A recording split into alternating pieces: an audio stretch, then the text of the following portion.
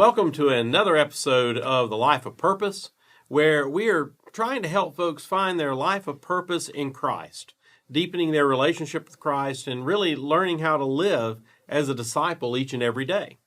I'm Bill Brunson, and this is Kit McClure, and in this series we're talking a lot about change.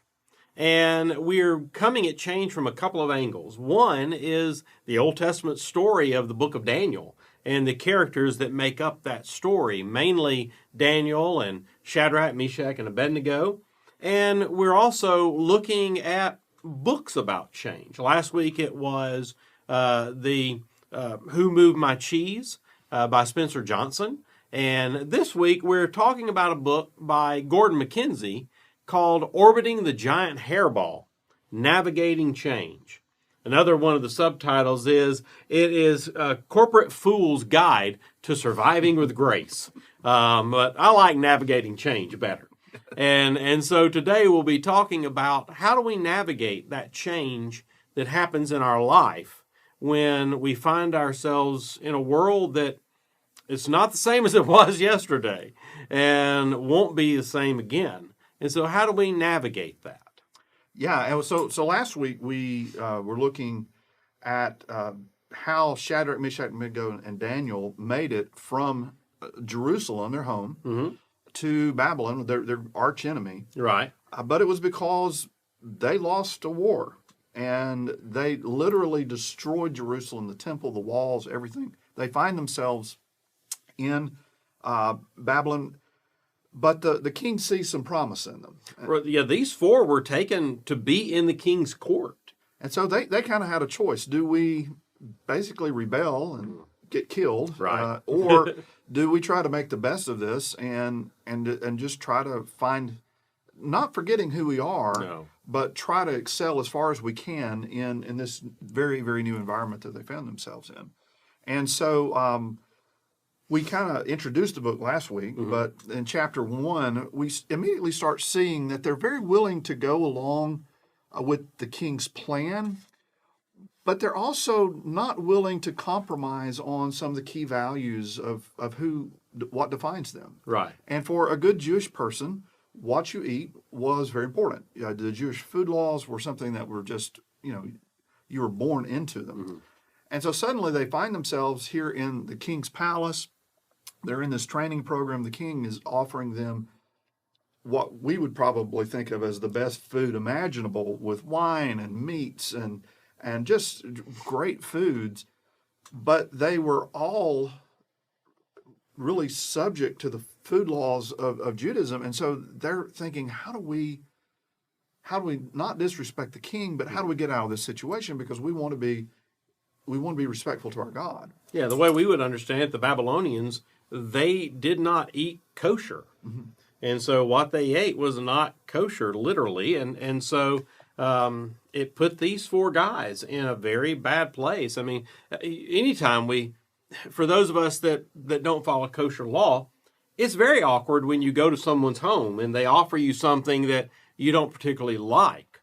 Well, it's different if you don't like something versus being allergic to something, or in their case, versus being something that you feel hinders your relationship with God. And so they were in this very hard place just when, even when they sat down to eat, they were different than everybody else. But I love the way they handled it, because they said, hey, we've got a proposal. Why don't you let us eat vegetables and drink water, essentially, and give us a trial period. Give us, I think it was 10 days, if I remember, and see how we are after 10 days. And if we, we're going to be physically training. If we come out looking like slobs, or that we're emaciated, well then we'll understand. Yeah. But just see if this might work. And so they said, well, okay, well, we'll give it a try. And 10 days later, as it turned out, they were eating much more healthy than everyone else. And they said, well, this works. This is a good thing. So they made it through that particular episode by coming up with a creative alternative proposal. But then we get to chapter 3. Yeah. And it gets a little bit more difficult. And well, you know that story well, but Nebuchadnezzar makes this enormous statue of himself. Right. You have the astrologers that are advisors to the king, and they start noticing that, well, the boys, Shadrach, Meshach, and Abednego, are different, and they live differently. They eat differently. They're different, and so they are partly encouraging the king, and Nebuchadnezzar decides he's going to build this giant statue of himself. And so they build this giant statue, and I like that Scripture tells us they put it out on the plain of Dura. Do you know what Dura means? No. Plain. Plain. So it's the plain of plain. It's sort of like manna. Yeah. What is it? What is it? Yeah. And so they out on the plain of Dura, they build this giant statue of Nebuchadnezzar. And it says that whenever the sound happens where they play the harp, the trumpet, the zither, basically when they strike up the band, whatever you're doing, wherever you are, you're supposed to stop and bow down to the statue. We got a problem. I mean, granted, we all know them as Shadrach, Meshach, and Abednego. They have allowed themselves to be called by Babylonian names. Mm-hmm. Their Hebrew names are Hananiah, Mishael, and Azariah. But they've allowed themselves to be called by Babylonian names. But there's that line that they're going to draw. They've cooperated as much as they can. Right. But when it comes to bowing down to a god, and Nebuchadnezzar was essentially claiming himself to be a god, right, as many ancient rulers did. Mm-hmm. They were like, this is the line we can't cross. You shall have no other god before me. They knew that line. Exactly. they knew that rule. They knew those phrases like, because I am a jealous God. And I mean, they knew that you don't bow down to any other God. And the band strikes up, the music plays, everybody goes down and bows, except the three. They're standing there. And people notice.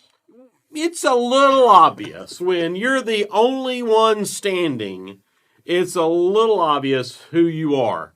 And this is a personal affront to Nebuchadnezzar, and he is infuriated. Yeah, because there's no way to spin it. Yeah. I mean, when everyone goes to him and says, these three don't bow down to your image, there's no way for anybody to look at that and make it more palatable to him.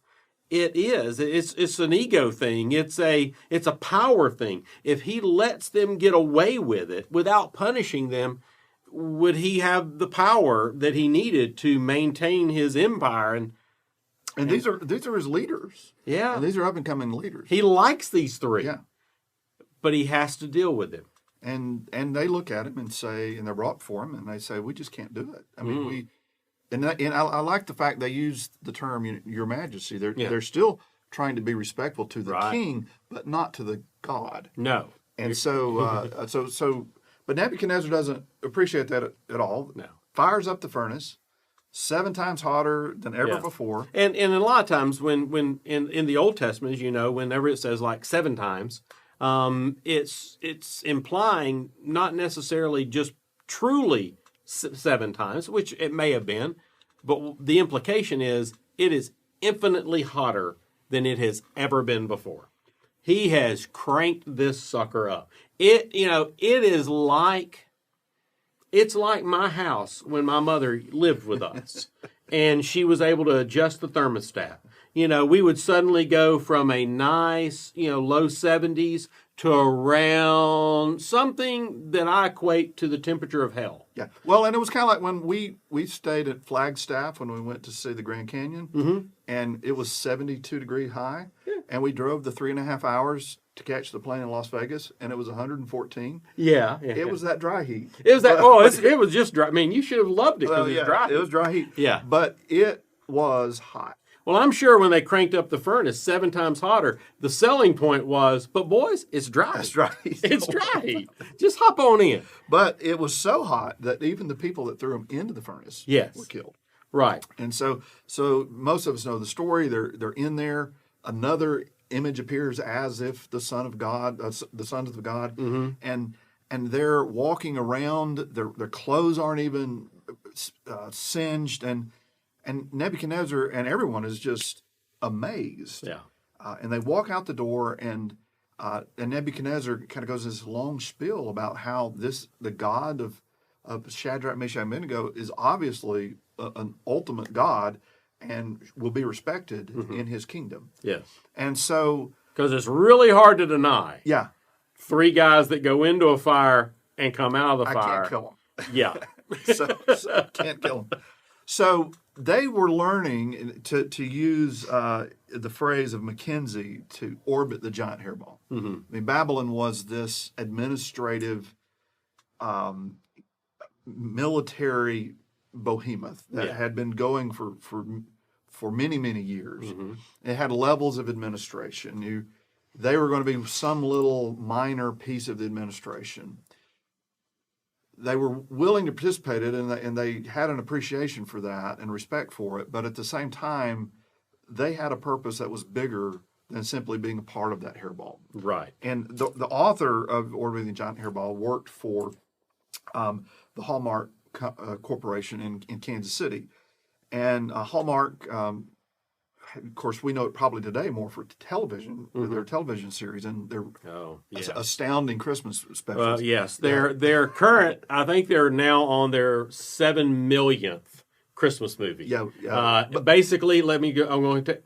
The girl and the guy get together at the end. And it's always in a resort community. It's going to be in a resort community. Yeah. One of them is from the big city. One of them is from the small town. And it's just a joy in the end when they get together and in snow falls and they all drink cocoa. But how they get from here to there is always a surprise. Oh, it is. But you know I'm just so fascinated every time. But anyway, prior to getting into television, they made, and they still make cards. And they were kind of the sappy cards. I mean, it was, roses are red. Yeah, roses are red.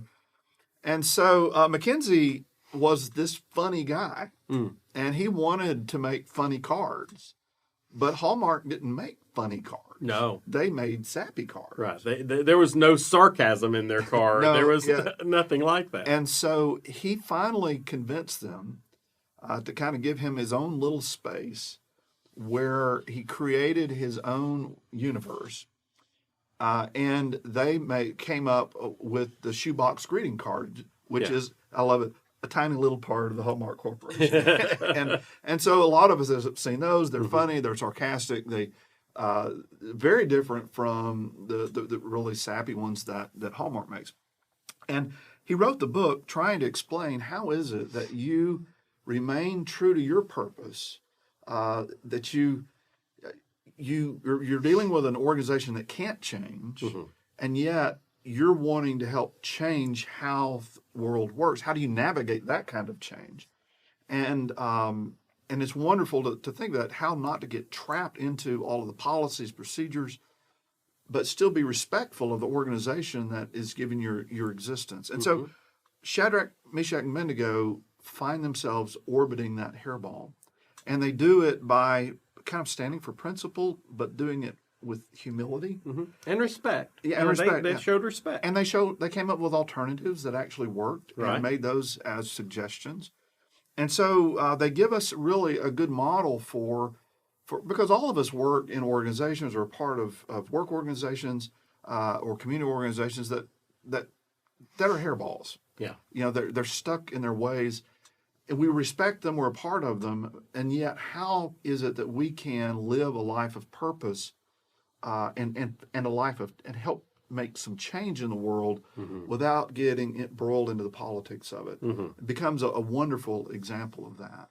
Now, our next in the series looks at Daniel, and The book that goes along with that is Start With Why, and we'll be looking at how he finds his place in the life of purpose. But for Shadrach and Meshach and Abednego, they did it by orbiting that big giant hairball. Absolutely.